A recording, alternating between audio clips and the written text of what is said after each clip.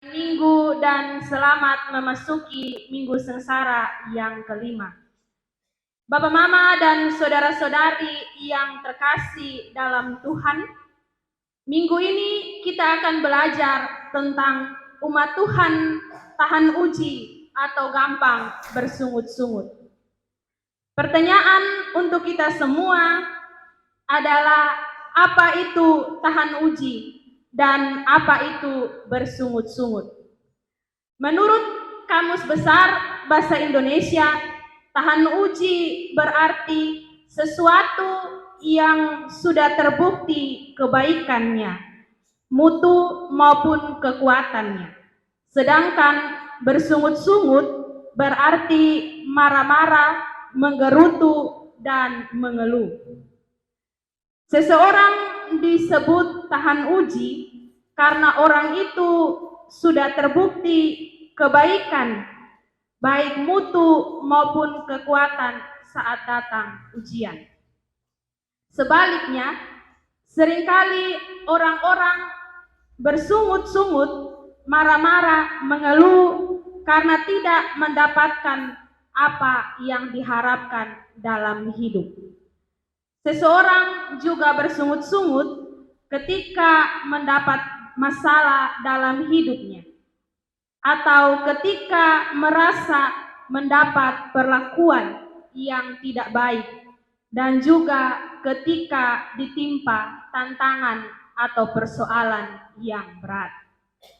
Tantangan dan persoalan dalam kehidupan manusia adalah sesuatu hal yang wajar, bagaikan kerikil-kerikil yang mengganggu langkah-langkah perjalanan kehidupan kita. Namun ketidakpercayaan kepada Allah dapat membuat kita memandang persoalan yang kecil menjadi batu-batu yang besar. Bangsa Israel dalam perjalanan menuju tanah perjanjian, mereka berpindah-pindah hingga sampai di Rafidim. Di tempat ini tidak ada air untuk diminum. Lalu mereka menjadi panik. Ketiadaan air minum merupakan masalah kecil di hadapan Allah. Namun bangsa Israel bersungut-sungut dengan sangat hebat kepada Musa dan juga kepada Tuhan. Hal ini bagaikan batu atau masalah yang besar bagi mereka karena ketidakpercayaan mereka kepada Tuhan. Bangsa Israel tidak mengingat perbuatan besar yang Allah telah perbuat bagi mereka, yaitu membebaskan mereka dari perbudakan Mesir dan menyertai perjalanan mereka, bahkan mencukupi kebutuhan jasmani mereka. Kita dapat melihat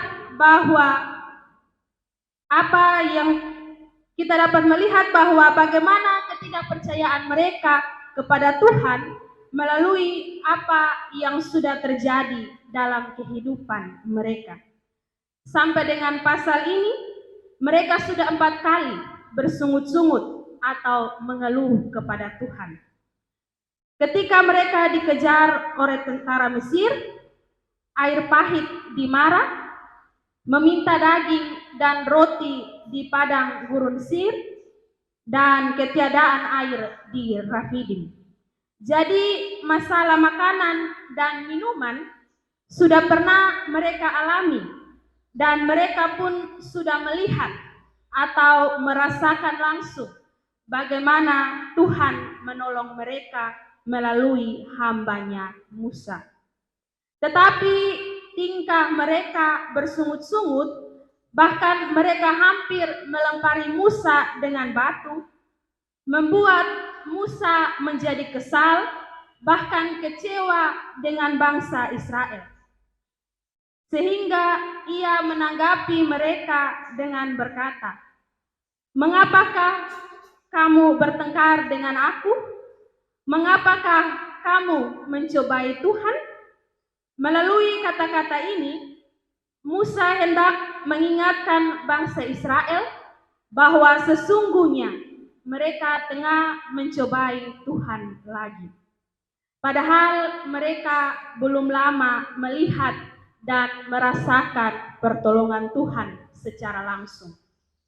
Peristiwa ini hendak menunjukkan betapa rapuhnya iman bangsa itu kepada Tuhan yang telah beberapa kali menolong dan menyelamatkan mereka dari kematian atau kehancuran. Bapak, Mama, dan saudara-saudari yang dikasihi Tuhan, dalam bacaan ini ada 4 hal yang dapat kita pelajari. Yang pertama, hidup adalah perjalanan yang penuh dengan tantangan. Perjalanan bangsa Israel adalah dari negeri perbudakan ke negeri pengharapan. Perjalanan ini tidak mudah, tantangan demi tantangan harus mereka hadapi. Sekalipun demikian, dengan pertolongan Tuhan mereka tiba di tanah Kanaan dan menikmati penggenapan janji Tuhan.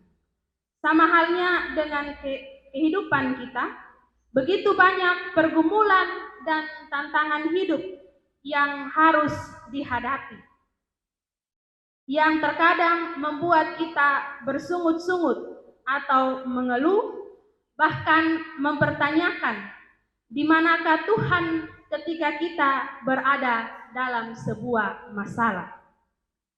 Namun percayalah, Tuhan tidak pernah meninggalkan kita. Ia selalu bersama-sama dengan kita, bahkan Ia akan memampukan kita untuk keluar dari masalah-masalah tersebut. Yang kedua, situasi krisis berpotensi mengganggu relasi persekutuan. Di bagian ini, tantangannya adalah ketiadaan air. Akibatnya, mereka bertengkar dan tidak percaya pada Musa dan juga pada Tuhan. Hal ini bisa jadi karena situasi krisis yang tidak direspon dengan cepat dan tepat. Harusnya tenang supaya mencari solusi. Namun mereka justru emosi dan mau melempari Musa dengan batu. Padahal kalau Musa mati dilempari dengan batu, tidak berarti air akan tiba dan krisis selesai. Kadang kita juga seperti bangsa Israel dalam menyikapi sebuah masalah. Kita lebih cepat mengambil sebuah keputusan tanpa berpikir itu baik atau tidak. Lebih cepat emosi ketimbang berpikir dengan tenang. Lebih sering menyalahkan sesama kita, bahkan menyalahkan Tuhan. Untuk itu, mari ketika ada dalam sebuah masalah, pikirkan jalan keluarnya baik-baik. Tenang, dan paling penting, berdoalah dan tanyakan pada Tuhan bagaimana jalan keluar yang tepat. Yakinlah Tuhan akan memberikan jalan keluar yang baik dan tepat pada waktunya. Yang ketiga, Tuhan adalah tempat bertanya dan mencari solusi. Inilah yang Musa lakukan di tengah tantangan karena ketiadaan air dan tekanan umat Israel yang marah dan kecewa. Musa merasa terjepit. Namun dalam situasi ini, dia berseru kepada Tuhan. Seperti yang tadi saya sudah bilang, berdoa dan tanyakan pada Tuhan bagaimana jalan keluarnya. Jangan pernah mengambil keputusan sendiri tanpa melibatkan Tuhan. Percaya saja, Tuhan tidak pernah mempertemukan kita dengan masalah tanpa sebuah jalan keluar. Setiap masalah hidup yang kita hadapi, sebesar apapun akan ada jalan keluarnya jika kita mencari solusinya dalam Tuhan. Coba kita lihat ke belakang apa yang sudah terjadi apabila ketika kita menghadapi masalah dan pergumulan hidup. Apakah kita bisa melalui semuanya itu? Jika kita bisa melalui kesulitan pada masa lalu, maka pasti kita juga bisa melalui masalah atau kesulitan yang kita alami sekarang ini. Karena Tuhan yang dulu dan Tuhan yang sekarang adalah Tuhan yang sama, yang senantiasa bekerja dan menuntun kita semua. Yang keempat, Tuhan mampu mengubah ancaman menjadi berkat. Musa berkata kepada Tuhan bahwa orang Israel hendak melempari dia dengan batu. Jadi bagi umat Israel, batu adalah alat untuk menghukum dan membunuh. Tetapi Tuhan mengubahnya. Atas perintah Tuhan di depan tua-tua Israel, Musa memukul batu dengan tongkat dan keluarlah air. Dengan demikian, batu diubah menjadi sarana mengalirkan air yang memberi kehidupan. Jemaat Tuhan yang terkasih, seperti umat Israel, kita semua juga pasti menghadapi berbagai tantangan dalam hidup ini. Tantangan-tantangan itu bisa disikapi dengan dua cara. Bersungut-sungut atau menjalaninya bersama dengan Tuhan. Mereka yang bersungut-sungut mewarisi karakter umat Israel di masa dan di Meribah. Pilihan lainnya adalah menjalani tantangan dengan tabah dan berserah pada Tuhan. Hal ini juga dapat kita lihat pada sikap Yesus Kristus ketika ia menjalani masa sengsaranya. Yang pertama, Yesus sadar bahwa jalan sengsara adalah jalan hidupnya. Itu adalah jalan yang penuh tantangan dan tidak mudah untuk dia lalui. Namun melalui jalan itu, Yesus membawa umatnya tiba di rumah Bapa yang kekal. Jika umat Israel di zaman Musa dituntun untuk masuk ke tanah Kanaan, orang Kristen pada masa kini adalah Israel baru yang dituntun Tuhan menuju surga. Karena itu orang Kristen yang sejati mesti menempuh jalan yang sudah Yesus Kristus lalui.